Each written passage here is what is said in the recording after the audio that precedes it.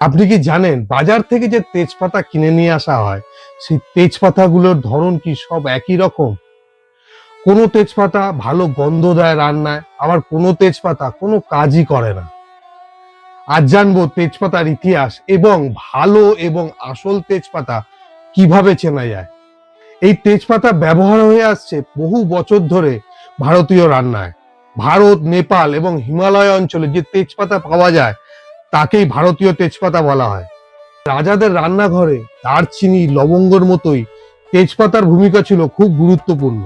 কারণ মশলা তখনকার যুগে শুধু স্বাদের জন্য নয়, সম্পদ ও মর্যাদার প্রতীক।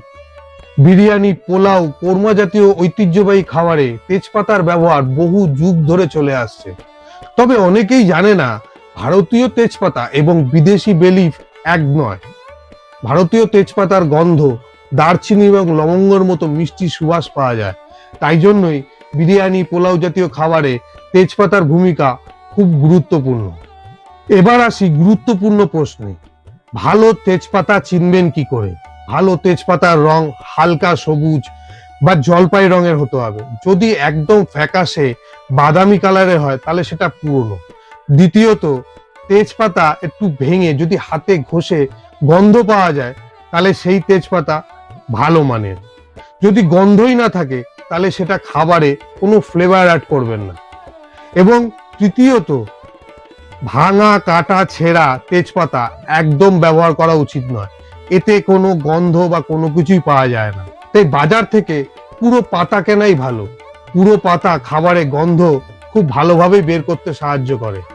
তবে আরেকটা ভুল অনেকেই করে থাকেন, তেজপাতা কিনে গ্যাস বা স্টোভের পাশে রেখে দেয়।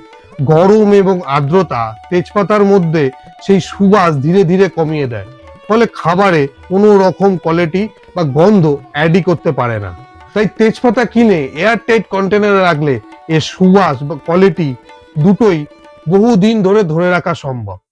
তবে আজকের এই গল্প শোনার পর এবার থেকে ভালো তেজপাতা বাজার থেকে নিশ্চয়ই কিনে নিতে পারবেন। আপনাদের এই তেজপাতার গল্প কেমন লাগলো কমেন্টে জানাবেন। এবং এই মশলার সম্বন্ধে ইতিহাস, তথ্য এবং রহস্য জানতে হলে সাবস্ক্রাইব করবেন আমার চ্যানেলকে একটু মশলা একটু ইতিহাস। নমস্কার, ভালো থাকবেন, সুস্থ থাকবেন।